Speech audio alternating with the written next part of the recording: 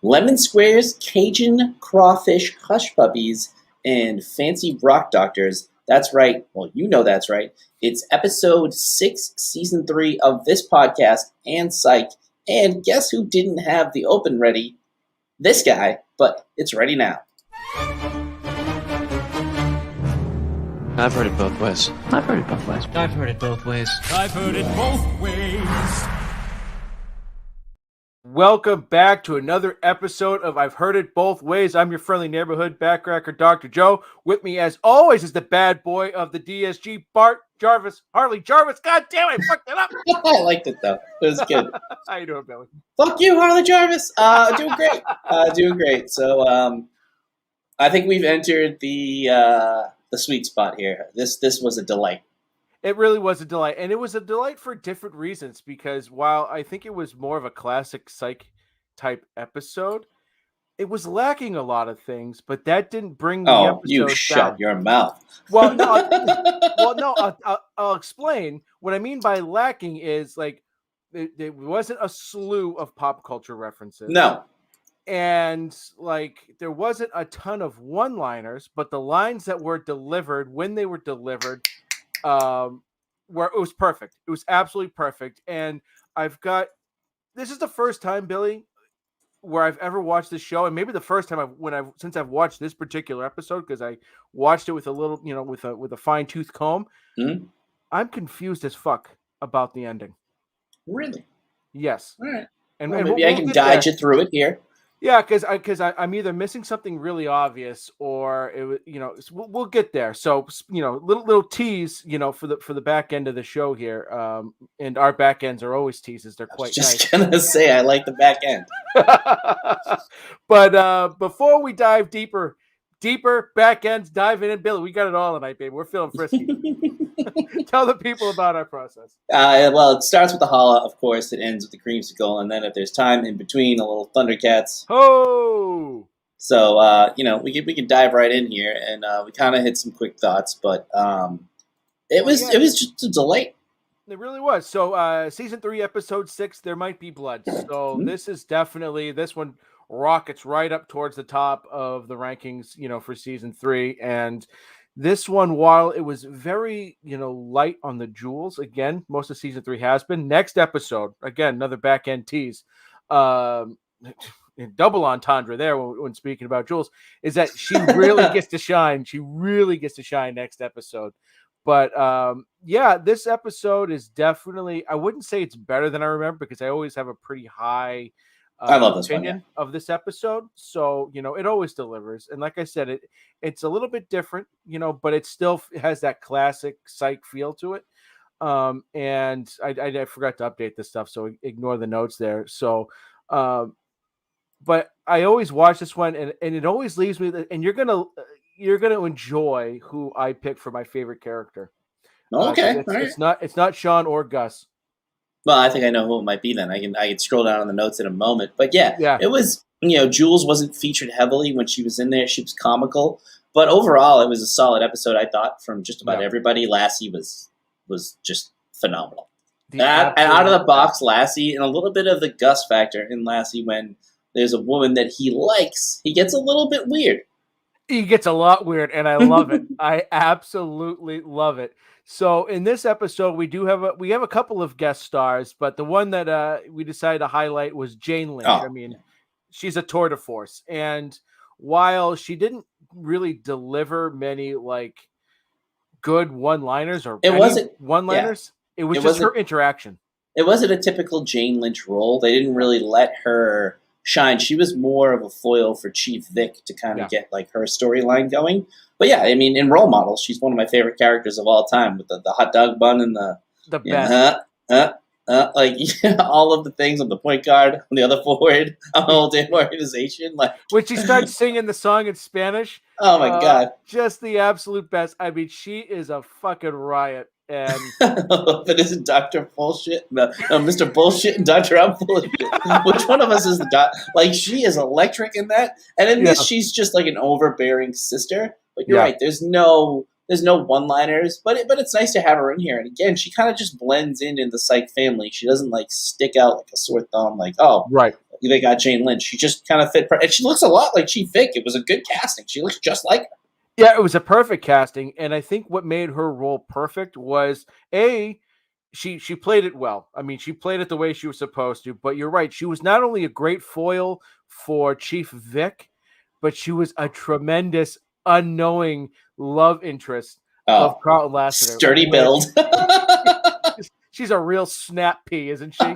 I've never heard a woman described, anyone described as a snap pea, as he's taking a bite of something, too. It's so weird. And the look on his face, like you've never seen Carlton that happy before. It was like a kid on Christmas. It was weird. Just a real sturdy build, Oh man, so she was perfect. Like again, she wasn't like over the top but it was just perfect. So quick synopsis. A safety inspector is murdered on an offshore oil rig. Chief Vick's sister is a Coast Guard commander investigating the crime. Soon, Vick and her sister clash over jurisdiction. Don't give me any of that my diction crap. And and the case also serves if I can't fucking read, I got sidetracked there. Vick and her sister clash over jurisdiction of the case and also the services of the Psych agency. So that was a fun little side story. Though Sean and Gus sort of being roped around a little bit throughout the episode. So not a great cold open.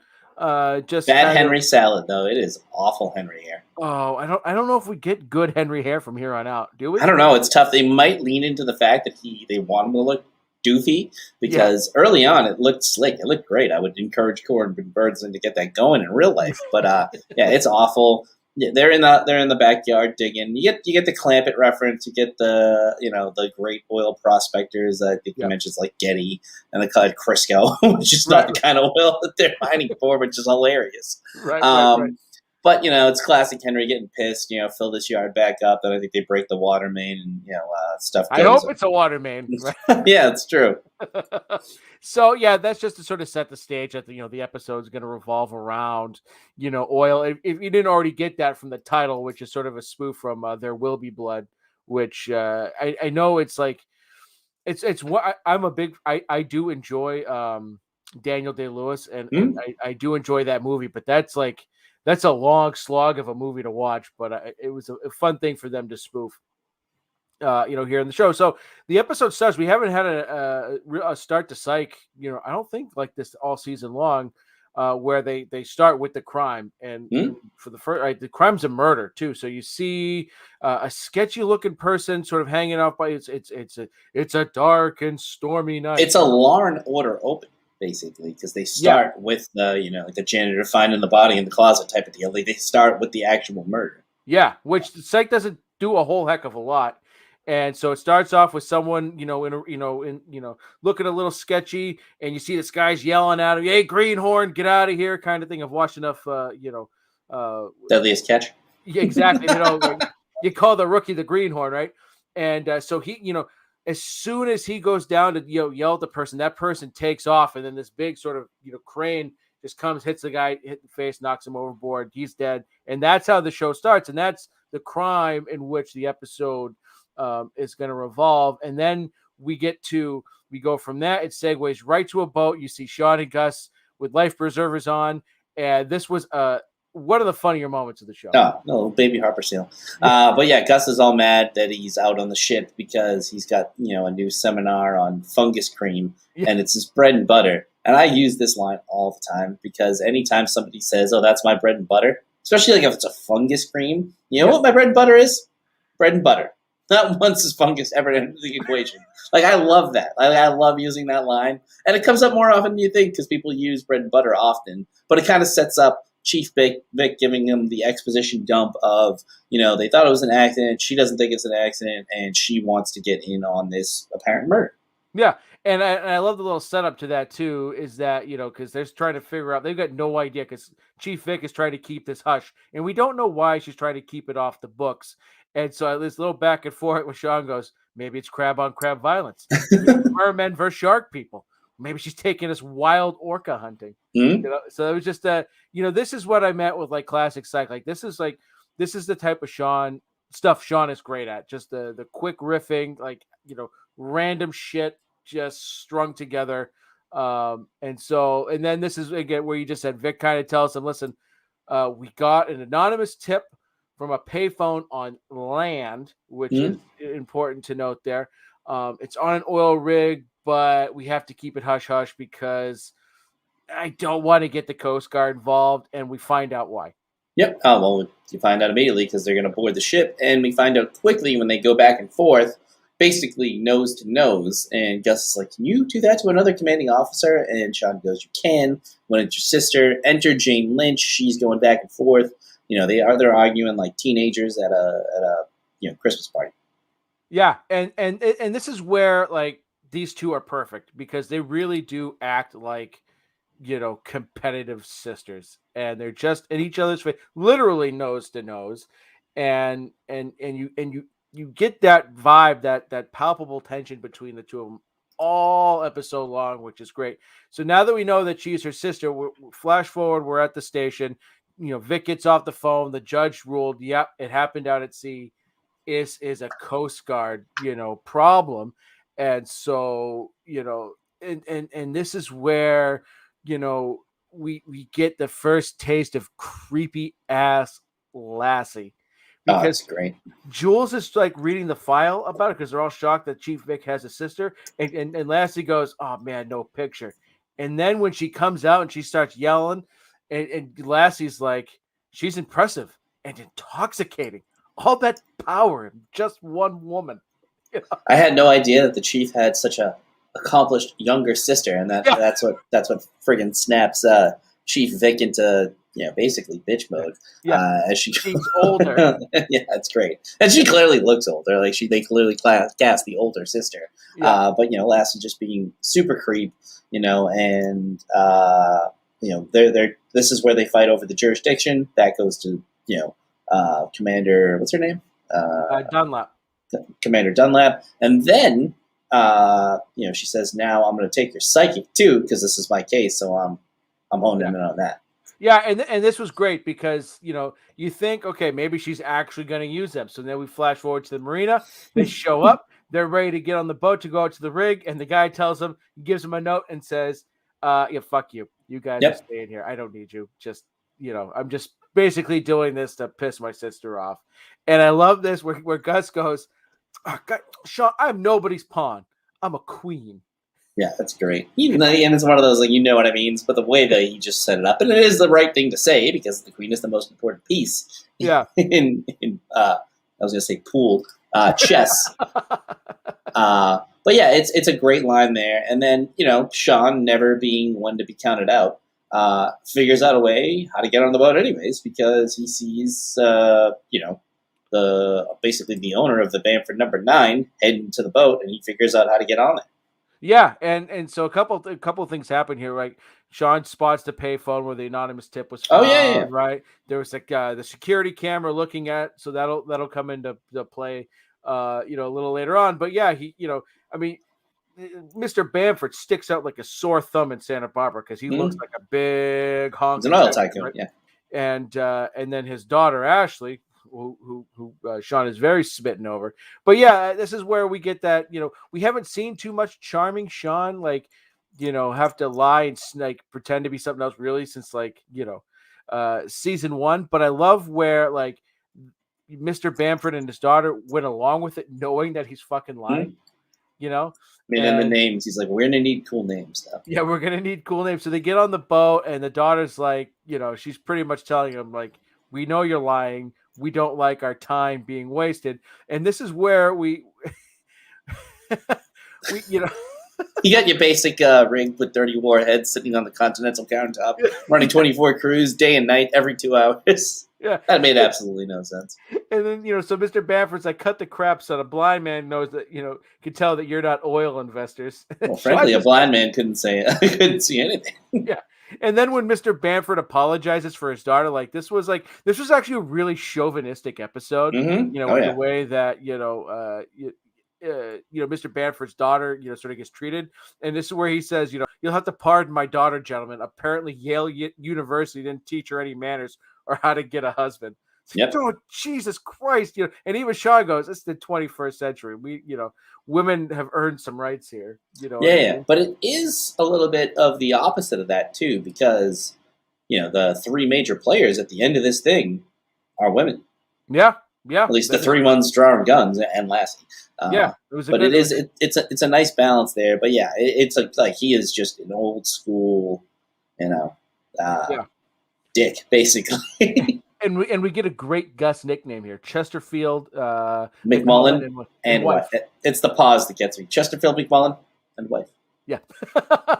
So great little so Mr. Bamford's like, so they come clean, and he goes, you know what? Yeah, if there's shady shit happening on my rig, I want to know about it too. Come on in. So he was actually pretty cool about it. Because he kind of struck you as like early on when you watch the episode, you kind of get the feeling like, oh, this could be the type about of that character. Little oil spill. Yeah, you had oil look on his face. He goes, never mind. And just the look on his face, it's like talk about the fucking cat with the canary in its mouth. Just that wry smile he gives as he delivers the line. No. Yeah, exactly. No.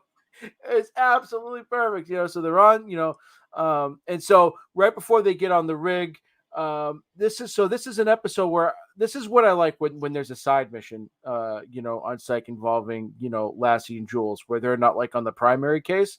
So they're, all is that they're investigating a missing persons, and you do get the feeling that this will kind of come into play later on. You just don't know how at the time, but I like that. It wasn't just something silly they were doing just to give them something to do. And the way that their side story, factors in at the end, I thought was great, but also where I get a bit confused. And again, back end business, we'll talk about that. So we're back on the rig, and we find out that, the guy that died, Butch Hicks, I don't know why I wrote Hickman, Butch Hicks was a real stickler for the rules, and the rig was really run with an iron fist when it came to safety. And Mr. Bamford sort of taking them around. He's like kind of giving them a little tour, and this is where we kind of find out that Ashley had hired a geologist for the rig because she's afraid her old man is slipping. So we're getting some seeds planted here. We don't that if you're watching for the first time, you don't get the sense that Ashley is going to end up being who Ashley is. You got to feel like maybe Mr. Bamford might be a little bit. He's the prime suspect here to anybody because he's he's drilling dry holes, which for an oil tycoon is bad. And you don't really get the sense, like you said, Ashley's just doing this to help her father, helping by getting a geologist, a fancy rock doctor. And he's like, I don't need it. That's, the signs of a supervillain type little deal there. You already had the wry smile on the oil spill, So, it's a nice setup to kind of, you don't know who the suspect is. And, when we investigate further at the Chow Hall, it gets even more lousy with suspects. Yeah, because everyone hates this guy, this Hicks guy, because, he was such a pain in the balls to everyone about he's giving the cooks, all sorts of, warnings and shit like that. Like nobody liked this guy, So as Sean says, this food is, this ship is lousy with suspects and, excessively heavy food. Yeah. Which, did you take a look at those plates? I mean, they were just like, you want to talk about carbo loading and starch loading. Holy shit. Oh, yeah. And I like ketchup as much as the next guy, but that one guy's just fucking, he's like our boy Bert just dumping a whole bottle of A1 sauce on his steak. On a steak. On a fucking ribeye, probably. But, so this is where, Sean starts to think that, maybe, Hicks is, he was maybe the anonymous tipster because, he is such a, a stickler, for the rules. And we get a little, this is probably one of my favorite Sean. This is a very sort of very Sean thing to do here. Like, with the Phineas and Ferb. Oh my, this is one of the best things. And I'm glad you put it in there. Yeah. I had to, cause it's just great. Cause again, it's the way, Roday delivers the lines here. So they're like, okay, like there's something going on. We need to know more about this Hicks character.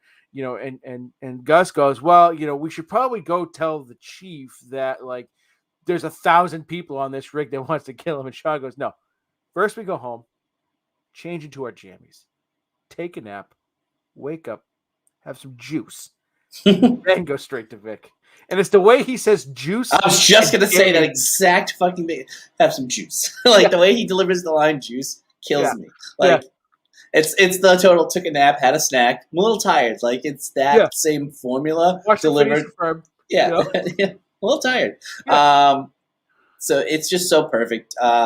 We also forgot that, Karen's sister found them in the thing, kicked them out. That's how they got, off the boat. And in the meantime, while they were waiting for the other rig to come by, that's when they interviewed all the suspects.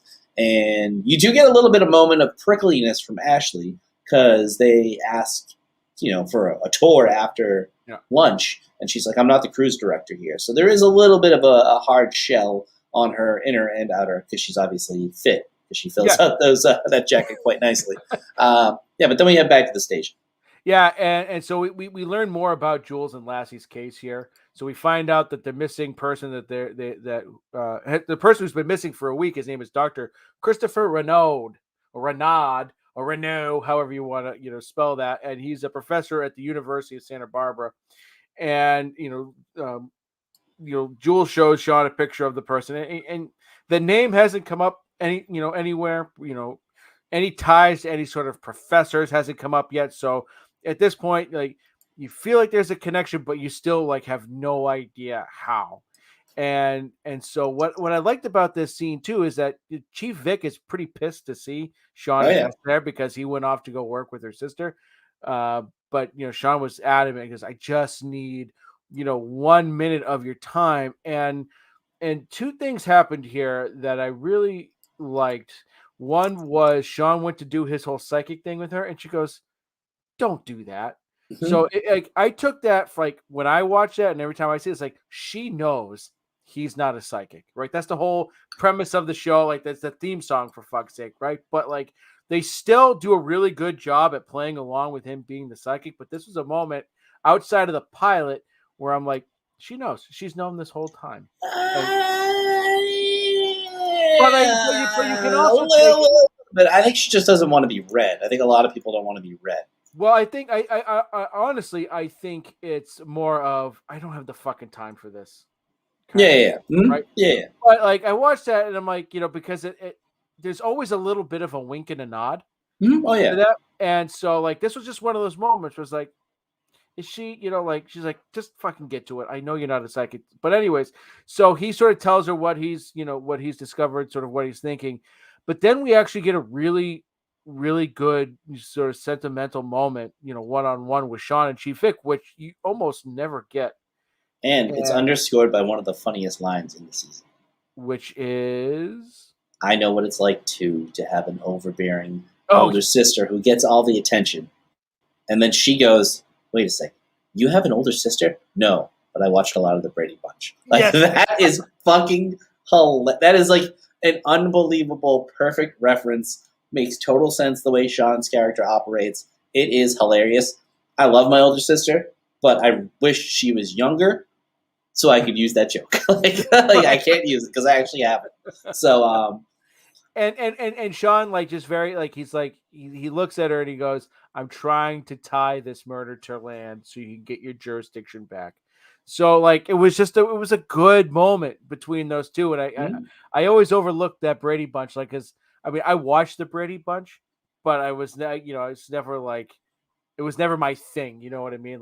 I love the movies, and I did watch a fair amount of it after school at a certain point. Yeah. So anyway, so now, they go to, Sean and Gus go to Hick's house after they've had their juice and their nap and talk to Chief Vick. And this actually might be my favorite line outside of the little juice and jammy soliloquy there by Sean is when they go into Hicks's house, it is a fucking pigsty. Mm-hmm. And I think it was Sean where he goes, wow, it looks like Hick's concern for safety didn't extend to his colon. Yep. Because there's just food, garbage and terrible food all over the place. And I always love this, the Gus hack, right? Let me hack into his computer, oh, my phone was hacked. That's why there was nudes blasted all over Twitter kind of thing, right? Mm-hmm. But they're able to get into Hicks's computer because Sean could see the the password underneath the, reflected off the CD case there. And they see a lot of concerning emails from a Bishop 77 who appears to be the anonymous tipster, and this is where my confusion starts, Billy, and we'll dive into this in a bit, but Bishop 77 is the anonymous tipster. He's the one emailing Hicks, saying we have to report what's going on. If you're not going to go to the authorities, yes, I am. So now, like, okay, it's not Hicks. He's not, the anonymous tipster here. We have to figure out who this Bishop 77 is, and then we get the return of the super sniffer. Mm-hmm. Yeah, because Gus thinks that Sean is eating onions again at lunch. Why haven't you used those mints I've been giving you? And he's like, my breath smells good. That smells great, actually. Yeah. So he goes around, sniffs it out, finds the dead body in the closet. He's like, why does there always have to be a dead body? And then John goes, why does he smell like onions? Yeah, that's the best. I love that. Why does he smell like onions? But it reminded me of the scene in Home Alone where they're walking around the house after they get torn up, and it's like, why the hell did you take your shoes off? Why the hell are you dressed like a chicken? Like, why does he smell like onions? It's just the perfect delivery. Yeah, it was great because it was absolute nonsense because, I've never smelled a dead body, but I've smelled things that have been rotten before, and onions isn't typically the thing that comes to mind. You know what fucking stinks? So a little side story. Back in high school, I worked in the produce department at Shaw's. And, in the summertime, you get those big cardboard things full of watermelons. Mm-hmm. Well, if one of those things goes bad and it's been in there for a while, like if it's sitting at the bottom, that fucking stinks. Watermelons? Rotten watermelon is one of the worst things I've ever smelled in my life. I almost threw up right there in the middle of the store trying to, get that thing out of there. But anyways, so this is where, now Jules and Lassie's, missing person case becomes relevant because the dead body that smells like onions that's on Gus is the same person that Jules and Lassie are investigating / looking for. It's Dr. Renaud. And so now we have to figure out, who killed this guy, right? Obviously it's Hicks, right? Because there's a dead body in Hicks's house. So Sean calls Vick and Dunlop and, the whole gang. They show up at Hicks's house, and Sean, explains that, Bamford had hired Renaud, who was a geologist, which now it makes sense because, he had hired, this is the geologist he hired for the rig. Yeah. But what's Bamford and Hicks up to? We still have a lot more investigating. Like, we have some of the pieces, but we still have no idea. And so Vick puts Lassie and Jules on the case. Dunlop fires Psych, and now the guys have to find a way to get onto the rig, which they do, which is a great moment from Henry and also Captain Dale. Oh yeah, Captain Dale makes him. It's like the episode with the sharks later on, where they have to go on with the old salty fisherman that makes Gus chum the water. That's one of my favorite episodes of all time. Yeah. And he's trying. That would make me vomit. That the sign. Disgusting. Yeah. I did a bit of research. I looked into it. The sign that I have a gag reflex shows that I'm highly involved. Gus, he's out cold. But it's just such it's a great thing. And obviously Henry is being you think he's being a dick, but you can't take that tiny little rig way out into the deep ocean where a friggin' oil tanker is. It's not gonna work. So he does get a ride out there. They smell like fish. They get on the boat. But it is kind of a nice little standoff between the police, Sean and Psych and Gus and the commander. And I do love, and it comes into play, I think, in the very next episode where Sean kind of baits a thank you or a nice work out of the chief. And she's like, nice work. Yeah. And then even Lassie goes, Spencer was right. Words I do not like to say. Yeah. But it's a nice little setup. And then if, Gus is pissed because he's never been fired before. So, they're determined to actually solve this case. Yeah. So they get onto the rig. And so previously when they were on before, they couldn't get into the geologist's lab. So Sean uses Gus's credit card to get in there, and Gus gets pissed because his credit card is ruined. And Sean's like, I did you a favor. That had a 29.7% interest rate on it. Which is basically government taxes. Yeah, it's fucking ridiculous. Slightly less than government taxes, actually, but close. But so they're poking around the geologist lab, and Sean's I don't know where he got these great MacGyver skills at breaking into shit. I don't know if you ever tried to use a screwdriver to pick a lock before, but it doesn't seem easy. I've used a credit card once successfully. Oh, really? Yeah, I fancy myself a bit of a MacGyver, so yeah. I've done some stuff. Yeah. Hopefully the interest rate on that sumbitch was a little bit better than 29.7%. Yes, very much. Plus, you can just order them like candy now. Get a new one, so, but anyways, Sean Jimmy opens one of the drawers, and in there is this, is a map, and Sean's looking at it, and then his memory takes him back to the map that's outside of the geologist lab, hanging up on sort of the wall. And when Sean sort of compares the two, we find out real quick that one's a real map and one's a dummy map. And the real map was the one that was hidden because it shows that, the Bamford 7 or 9 or, whatever was actually drilling on a known fault line, which is extremely dangerous, which now harkens back to the email sent from Bishop 77. So now it's coming a little bit clearer into focus. Did Bamford hire this guy? Are they covering up what they're doing because it's illegal and dangerous? And is that maybe why Hicks was murdered because he found out? And so this is where now, like, we're pretty much towards the end of the episode here. Ashley walks in. Sean reveals everything. He's doing his whole psychic thing. Dr. Dre, Dr. Pepper, Dr. No, Dr. Renault, and and so she's like, oh my, she actually did a really great job. Oh yeah, she's good acting here. Oh, it's tremendous. Oh, gee, we have to go to the control room. We have to stop drilling. We got to shut it all down. Guys, follow me. We'll go do that now. And I just keep, every time I on rewatch, I just yell, "It's a trap! It's a trap!" And she brings him into a room that is very much not the control room, but it is a room full of toxic fumes. Yep, and Gus obviously freaked out about that. But in the meantime, Sean is flirting his way with this girl while he's trying to console her, which is just absolutely fantastic. But yeah, so they're in there. Gus is freaking out. But at that point, we also realize, as Ashley is figuring out a way to get rid of the two of them, that the chief, her sister, Mrs. Dunlap, and Jules and Carlton have made their way on the boat because they figure out that the flight manifest or the ship manifest on the night that Hicks was killed had an extra person on it that wasn't accounted for, and that was Ashley. Yeah. So she tries to say like, oh well, you could, it was surprise inspection. It was decent. Yeah, but when you get caught in a lie, you fumble real quick, and she does, and because they ask her, well, why didn't you want your name on the manifest? And this just, all of a sudden she takes off, and this just reminds me of another episode where the line is, look, they're running the international sign of guilt. Yep. It was the one with the school kids, the geniuses there, and and I love this when they're in the room. Gus finally sees the sign. He goes, "I'm breathing in toxic fumes. Did you not see Silkwood, Sean? They're going to make me take a shower where they're going to scrub my skin off." Yeah. Which makes me think of, the episode that comes up later in season 4 or 5 with the pathogen and the. Oh my God, that's an amazing one too. A little bottle of Pert Plus. Oh, no more tears. It's what is it? Johnson's baby shampoo.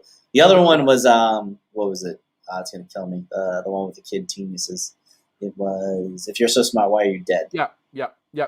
And so she's running. She's heading down below.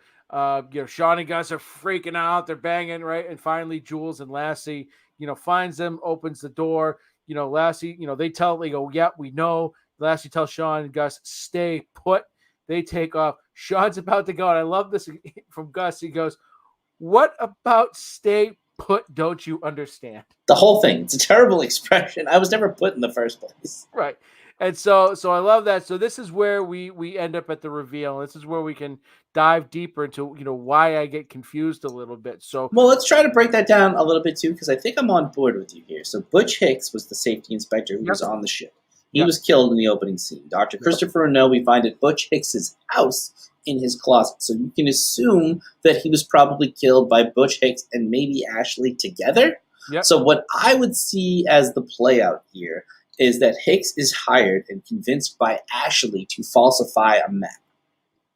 Right. Hicks is also aware of this, but I think that Renault gets cold feet because they're drilling on a fault line and he wants to back out of the thing. So I think Ashley and Hicks realize, all right, this guy's got to go.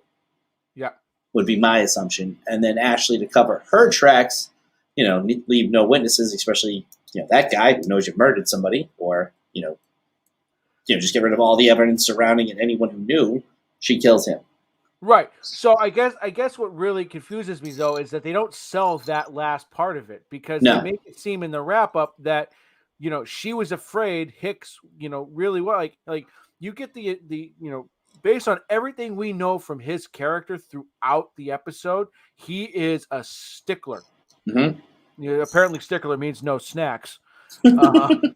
But you know what I mean? So it's out of character somewhere for one of these three antagonists here. It's like, I understand, like, here's the thing, like, if Hicks, this is where I get hung up, right? And it gets a little screwy for me, is that if Hicks is the character that he is, why would Renault, who is in on the thing from the get-go, be telling Renault through emails, we have to do something, or I'm going to go to the authorities, it just, well, because that's why I think that makes a little sense to your point. I get what you're saying, because if he can't go to the safety inspector to do something about it, like he's telling him, hey, we're drilling on a fault line, the safety inspector's like, I don't care. Yeah. I'm ignoring you. But he cares about the chef, serving everyone extra potatoes. Well, yeah, because you can't tell that he's doing anything wrong if they're drilling in the wrong area. That's not going to come back on him. He won't lose his job from being a bad safety inspector. I think so he's being a stickler on the boat. Plus, he's probably a dickhead and likes to give people shit. Right. But I guess, like, from the way they built that character, he would give a shit about the safety of everyone on that ship if they were doing something dangerous with the drilling on a fault line. Right. I just have known people who like to have a position of power and just wield the power because they have power. True. I could buy that. I get your point, though. Like, but I think what would have been better is I think would have been a better sort of reveal here is if, and it would have been a little bit more sinister, but if, like, when Sean is wrapping it up with Ashley down below, was if, Hicks really didn't know anything about it, and it was Ashley and Renault, and then Renault had, you find out that he had been sending Hicks those emails, and then it would have been better if Ashley had found out about that and then killed Renault to set up Hicks. And then when that didn't play out the way, then she killed him because he confronted her. Like, they could have just done that a little cleaner. It's almost like when they get to the wrap up with Sean, they ignore Renault, the death of Renault altogether, and they just focus on why she killed Hicks. And I think it would have just been a little better had they found a way to, like, have Ashley have killed both of them. You know what I mean? Like, well, yeah, I mean, and I've never looked at it that deeply, so I think they probably thought nobody's going to, like, connect the dots. Yeah. I think even in the episode we referenced about them going out on the ship with the old salty sailor, they even in one of those mentioned, I think it's the Friday Night Lights one, where they're like, that wasn't the reason they did it at all. And Sean goes, you know what? I never really understood what that one was about. So, like, they even know that, like, it's tough to wrap these things up. Yeah. And I think they probably figured no one's going to look this closely. We don't have to tie it together. But I agree. It doesn't fit together perfectly. It's not a perfect puzzle piece here. Right. And it doesn't take away from the episode for me because I'd never really paid attention to it until, and then I think what my hang up ultimately is, am I fucking missing something here? Like, am I really stupid? Did I miss something? And then, so I made Megan, like, kind of rewatch these couple scenes. I kept fast forwarding and rewinding, and she goes, "Yeah, you're right." So, this is the first time really that they kind of, like, left a loose thread just kind of hanging out there. But again, it didn't take away. It was just that was a little sloppy by Psych standards. Yeah, well, we're also breaking it down on a level that they probably didn't think would ever happen. Right. But I agree. It was assholes. Yeah. It was a little bit of but the reveal is fantastic because it's high tension. They're running around, guns are drawn, shots are fired at people's friggin' heads, and Sean, what does he do? Gusses a table, which is a classic move. Oh, a tremendous move, and the fact that Gus doesn't go along with it. It's great, and I love it. I wouldn't do that. Did you see the guy who caught the alligator the other day with the friggin' with the slides on? Yeah, with the slides in a garbage can. It's like, I'm not involving myself in something in a dangerous. I'm not gonna go and try to low cut bridge a fucking woman with a gun. So I'm not. I had an incident with an alligator once. I was down in Hilton Head for a bachelor party, and we were playing one of the plantation courses down there. And there was this hole. It was a fairly long hole, and the whole right side for a stretch was a sand trap right next to the water. And so, of course, I hit my ball. It's right near the sand trap. And as I'm approaching the ball, there's what appears to be a gator in the sand trap. And for a split second, I'm thinking it's fake. Like, oh, it's like a hokey thing they must do down here. And then I go, wait a second. People take their golf very seriously, especially down, in the South Carolina. They wouldn't do something like that. And all of a sudden I look up, and that son of a bitch just did 3 steps and then just darted right into the water. And as soon as he flinched, I started running to the cart. The problem is my buddy who was in the cart was already off the fucking hole. He just left me in the trenches taking grenades with a fucking gator, man. Holy smokes. So yeah, I could never do what that dude did with the slides and the trash barrel. And the fact that, that thing couldn't have been light either. And the fact that he was able to pull that thing up. Oh, yeah. Yeah. Bravo. Yeah. Gators can run, I believe, 18 miles an hour. So you're not going to, you're, if they want to get you, you're done. In that brief moment, I was fucked. He zigged. And if he had zagged, I was easy.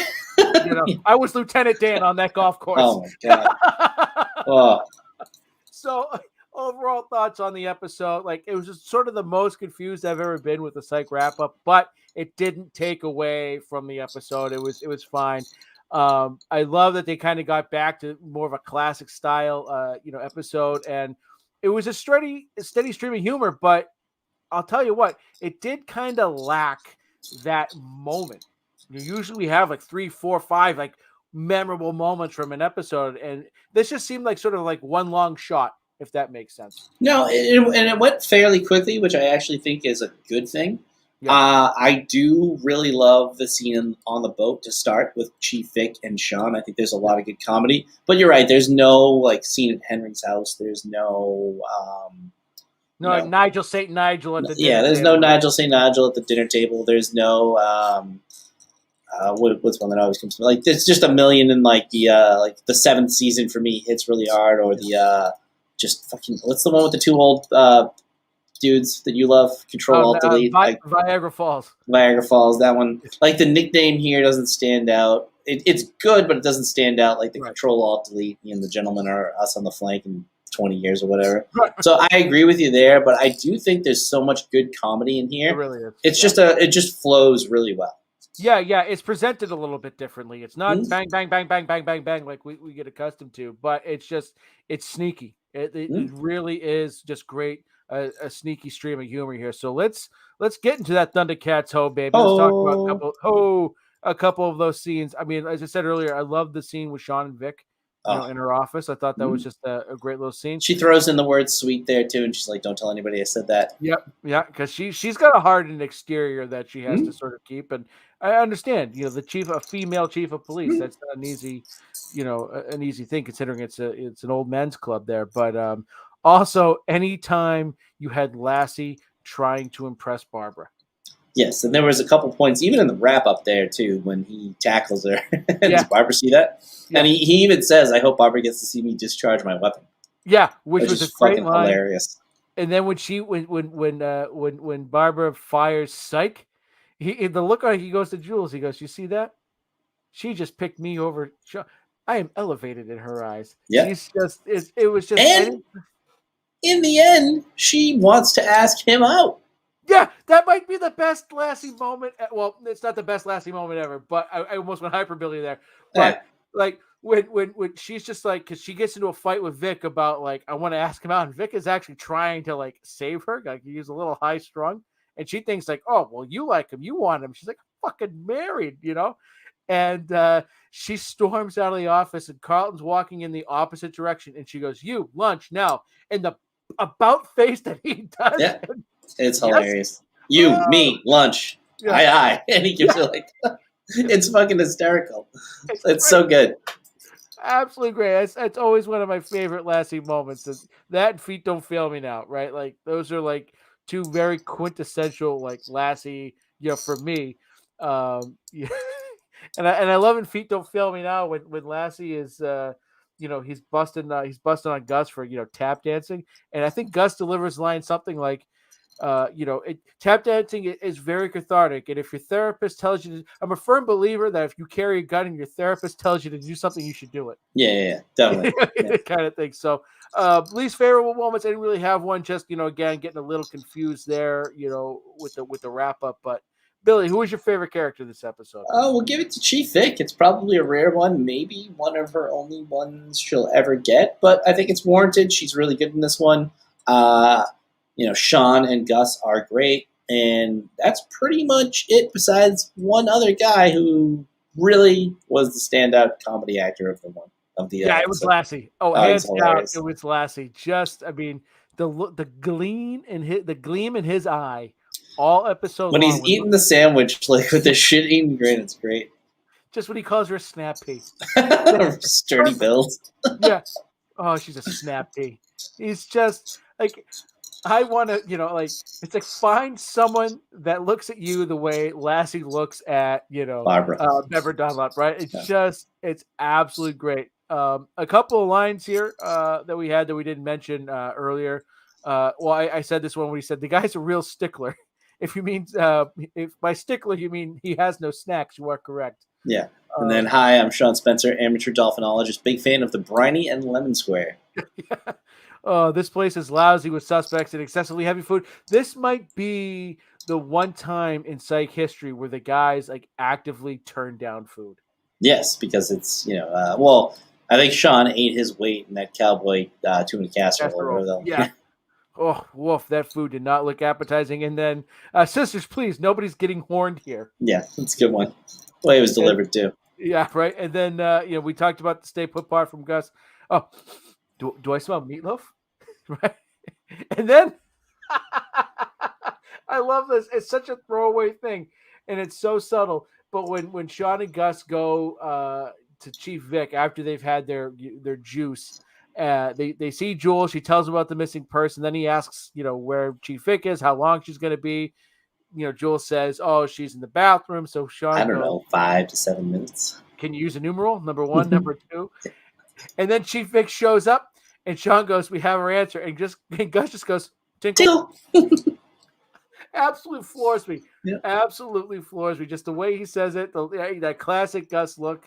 And then, that barber's a real snap pea. Just kind of real sturdy build. Oh, man. And I'm going to use that from now on. I'm talking about people because I always use, I'm betting on the girl with the bulldog underbite or the, tiny little dollop of a woman. Like right. The descriptors from this show, when you bust them out in everyday use, people just look at you like, "What the fuck are you talking about?" It gets at least a micro chuckle out of them. You gotta throw that on your Tinder, right? Looking for a cute little snap pea. Looking for a snap pea with a real sturdy build. Right. Looking for a woman strong enough to hold me. I didn't think they would take it literally.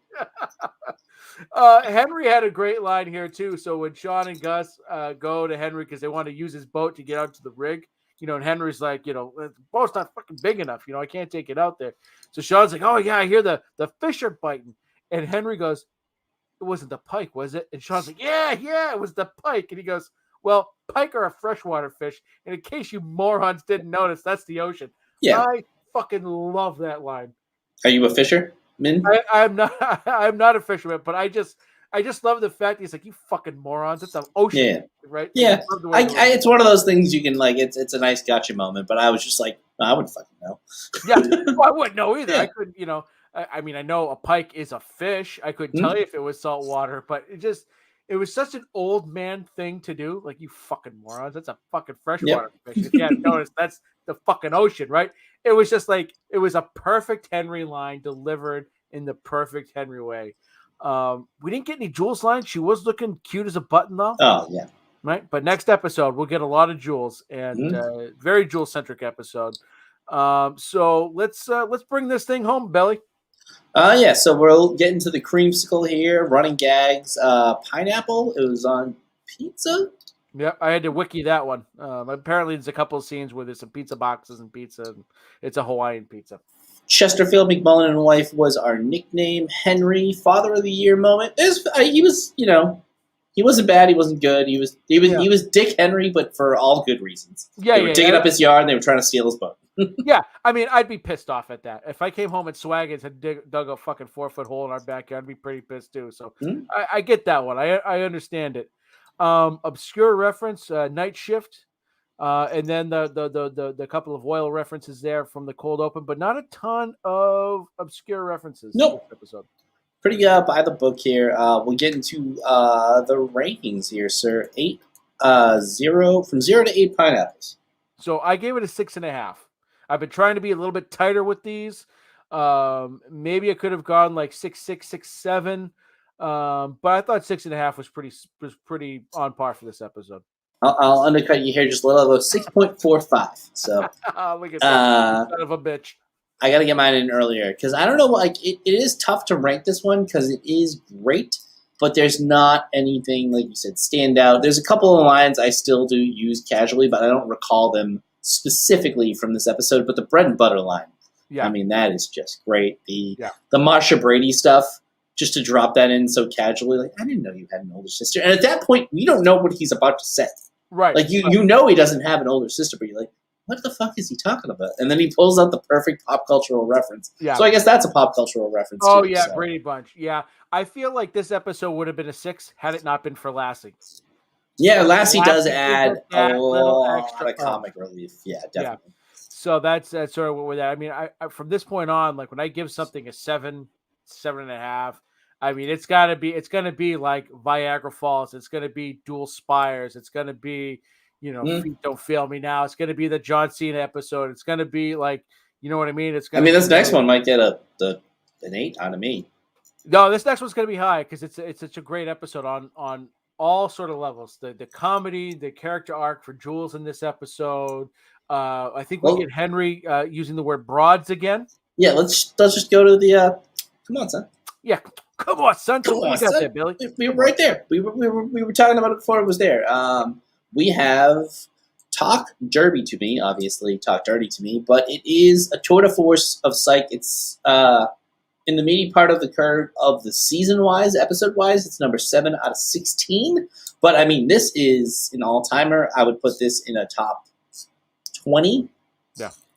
Psych episodes of all time. I could probably even see it scratch in the top 10. It's been a while since I've seen it because I've seen it so much that when I go to rewatch, I'm like, I've seen this one a lot. But it does have so many, one of my favorite running backs of all time, Madden Long Branch Penny Whistles. I think it's just one of a few nicknames in here. I even think we get a stall on the nicknames in this one. Oh. Yes, we do. I believe Sean's like, I can't believe I'm playing on this. I've done this a million times. I believe that's this episode, but I could be wrong. I don't think I am, though. Because it's been a while since I've seen this episode, so I am definitely looking forward to watching it and going over it again. So, yeah, it is definitely it's up there. I mean, I think this was is going to, after we watch, it's going to skyrocket to the top of the list so far for season 3. Not a huge cameo, but I know one of the cameos is former professional wrestler and foxy lady herself, Mickie James. No shit, is she one of the roller girls? Yeah. Oh fuck yeah! You know what? It doesn't really look like her. It even the first time I saw it, and I didn't coincide Psych with my wrestling career. I kind of watched Psych within like a month span when I really wasn't watching wrestling heavy. But it probably took me my second or third watch to be like, is that fucking Mickie James? And it is. Oh, shit, because I never picked up on it, so I can't. Now I really can't wait to watch it. And I love the crime in this episode. It's probably the use of like roller derby, and like it sort of has that Point Break feel to it, right? Mm-hmm. With the they're not wearing the dead president's mask there, but like it's just the way, like the type of the gang of roller derbies committing the crimes. So, with that, Billy, where can the people find us? Just about anywhere. They can find us on the hashtag DorkSharedGooniverse. It's a mouthful. And I believe, is this 30 Days has September, April, June, and November. So I believe we are on the precipice of Dorktober Part 6, Jason Rossi Lives. I love it. I absolutely love that title for Dorktober. Jason Rossi Lives. They gotta have to find a way to incorporate Rossi in all of the Dorktobers. I don't know if anybody wants to incorporate Rossi in everything they do. I mean, I have to do a podcast with him, so I guess that's enough. But no, I agree. I actually made the graphic for Dorktober 6, Part 6, Jason Rossi Lives. But that is the Dork Podcast. They will be doing a ton of content. I believe if me and Ross can get our act together, PCP will be doing a Scary Sweeps month. Usually September's is Sweeps. So I think October we're going to kick it up a notch like Emerald Lagasse. Bam. And then you have TLDR, which is your other fine podcast. Then we have Change My Mind. We have Mac and Goo. We have What If, which I think is now done. One more episode, I believe. One more episode. Mercifully, it's coming to an end. I'm sure Goo and Wes hate themselves for deciding to do that podcast. Again, Mac turns out to be right about that one. I think that's all the podcasts. Change My Mind, PCP, TLDR, What If, Dork, Mac and Goo, us, and then the streamers, Shime, Davey, and myself. Yeah, always check them out. Shime be twitching, you be twitching. Davey, I think, has he been twitching recently? Well, he not be twitching, but he's tubing. Oh, all right, even better. He switched over. He hasn't switched over to RedTube. He has switched over to YouTube. no XXN stuff, homegrown. But yeah, those are all the places that you can find us. So go take a look at all the other fine outlets we have. Yeah, and until next week, Billy, wait for it. Frank says hi.